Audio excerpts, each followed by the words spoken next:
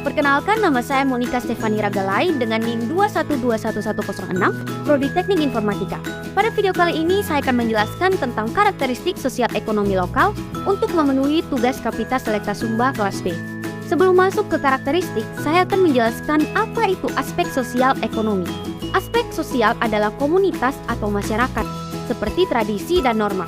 Aspek ekonomi adalah penghidupan seperti produksi, konsumsi, dan distribusi. Pola interaksi sosial di Sumba dibagi menjadi 3 kelompok, yaitu yang pertama ada kita-kita atau kabihu. Kita-kita merupakan kelompok masyarakat yang memiliki hubungan kekerabatan dan saling mengenal satu sama lain. Kelompok ini terdiri dari keluarga, tetangga, dan orang-orang yang tinggal di desa yang sama. Yang kedua ada orang lain atau dalam bahasa Sumbanya, Liara Layia. Orang lain adalah kelompok masyarakat yang berasal dari luar desa atau daerah lain. Mereka sering dianggap sebagai orang asing atau tamu dan akan diperlakukan dengan cara yang berbeda dari kelompok kita-kita. Yang ketiga ada bukan orang lain atau Tau Jawa. Bukan orang lain adalah kelompok yang dianggap sebagai orang yang berbeda dari luar suku Sumba. Interaksi sosial ekonomi dilakukan dalam bentuk pertukaran yang dibedakan menjadi 3, yaitu yang pertama, rasiprokal atau timbal balik. Rasiprokal adalah bentuk pertukaran di mana barang atau jasa yang bertujuan untuk menimbulkan kewajiban untuk membalas pemberian tersebut, sehingga terjadi suatu timbal balik. Yang kedua ada barter.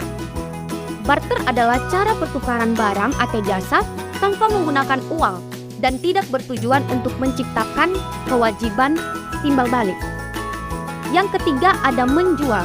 Menjual adalah bentuk pertukaran di mana barang atau jasa dijual dengan menggunakan uang sebagai perantaranya.